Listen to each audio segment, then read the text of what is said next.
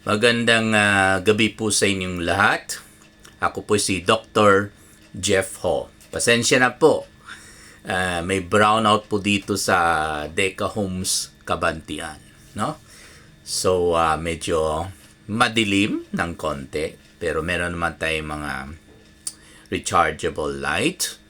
Tapos ang pag-usapan po natin ngayon gabi ay tungkol sa essence. Essence, E-S-S-N-S-E. Anong ibig sabihin ng essence para sa akin? Kasi I coined the acronym essence, which means earn, to survive, and serve. And never to survive, only to earn. Na? So yun po ang ating guiding motto, okay, as a practicing physician since 1995. Okay, I've been in 30 years, no, in medical practice. So mag-umpisa nung July 5, 1995. I practiced at San Pedro College Doctors Clinic. That was my first clinic. Yun po ang unang clinic natin. That was 1995, no? Ang charge lang po natin noon ay 50 pesos. 50 pesos lang po. Kasi po, during that time, ang minimum sahod po ng mga manggagawa ay 105 pesos. No? 105 pesos only. So, inisip ko kung mag-charge ako ng 100 or 150 pesos, which was the prevailing fee at the time, wala na matira ng pera ang pasyente po natin, no? Presuming, no, na meron silang trabaho. How much more kung wala silang trabaho, no? So ang singil ko lang po ay 50 pesos lamang dahil ang kanilang sahod po ay 105 pesos lamang, no? So pag magsingil po tayo ng 100 to 150 pesos, hindi lang po wala na silang pera, kundi wala na rin silang maiwang pera para makabili po ng gamot nila. So yun po ang purpose kung bakit nagsingil lang po tayo ng 50 pesos lamang sa umpisa po ng ating practice, no? Okay, because syempre we always wanted our patients to survive and be able to buy their own medicines, no? Now, at around March 1, 1997, 2 years later, dahil po gusto kong increase yung sahod ng aking empleyado, dinagdagan ko ng 10 pesos ang ating consultation fee. Kaya po, nagiging 60 pesos. Okay? Umpisa March 1, 1997. And until now, no, ay 60 pesos lamang. Kasi po, nabubuhay naman po tayo sa 60 pesos per consultation fee. At saka, nakapag-provide rin tayo kung anong pangangailangan ng ating pamilya. So, sapat na po yan para sa akin, no? Okay? At saka, alam naman po natin na mabait po ang Diyos. Okay? At kung meron tayong kailangan, God will always provide. And He always will. No? And He always did. No? And which I will tell you later bakit mabait ang Panginoon sa atin. At pag meron tayong kailangan,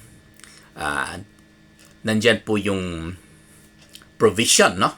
Okay? Not necessarily directly galing sa heaven, mahuhulog galing sa langit, kundi meron naman po mga messengers ang ating Panginoon na maghatid ng pangailangan po natin. Okay? So, yun lang po ang gusto kong malaman ng mga tao. Hindi lang doctors, pati yung ibang professionals, no? Dentists, architects, engineers, private duty nurses, even laborers, painters, carpenters, no? So on and so forth, no? Ang atin lang po is pag mag-charge po tayo, huwag naman po yung sumobra. Kaya po palagi ko sinasabihan ang mga kinokontak ko mga manggagawa, no? Okay, kung kailangan ko sila, sinasabihan ko talaga sila. Pwede naman po kayo magbuhaya, pero wag lang po sumobra pa sa buhaya. Mahirap na po yan. Naintindihan po natin kasi lalo pag marami kayong anak, mas malaki talagang kailangan ninyo para masustento po yung pamilya ninyo, di ba? Okay? Yun lang po palagi kong sinasabi sa mga pasyente po natin na mga empleyado or mga professionals, no? Okay? Katulad ng sinabi ko, mabait ang Panginoon. Bakit? Kasi halos every week meron man tayo matanggap sa ating mga pasyente. Kasi alam naman nila na maliit lang po singil, no? 60 pesos since March 1, 1997 hanggang ngayon. Alam naman po ng Diyos na kahit sa kita po natin, makapagbili na po tayo ng mga konting properties for future purposes, investment para sa ating pamilya. No? Kaya po madalas po tayong nakatanggap, no? Po ng mga itong natanggap natin for the past 2 to 3 months. Yung iba, hindi ko pa na-consume, no? Okay? So, umpisan po natin ito. Yan. No? Nakikita ninyo yan? Ito yung mga tsokolate, sabon, at saka noodles galing sa Japan, no? Galing kay Ma'am Michelle Jopia, no? Okay, kagagaling lang po siya doon. Kaya binigyan po niya tayo, no? In fact, the other time when she arrived from Japan, she gave me these 2 bottles of wine na hanggang ngayon hindi ko pa na-consume, no? Okay, ito naman galing po kay Mr. Francis Lim. Okay? I think 1 to 2 months ago. Ito naman po galing kay Mr. Hanson Ko. Okay? May siomai pa nga. Meron pa mga imported, no? Cream cheese. At saka masarap itong candies, no? At saka meron po tayong mga fruits. No? Ito po yung mga oranges galing kay Mr. Hong Yung An at saka kay Mrs. Felisa Wong from Chicas and Patties. Itong meat powder or mahu sa Chinese, no? Okay, galing ito kay Ma'am Felisa Wong. At saka may apples, no? Galing kay Mr. Hu Yung An. At saka meron tayong mga mangga galing po kay Mr. Mario Simon. And of course, yung ating kaibigan na si Ma'am Joy, Madam Joy, na palagi niyang akong hinatid ng pagkain dito.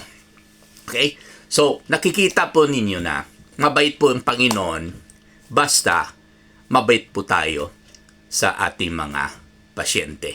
Maraming salamat po.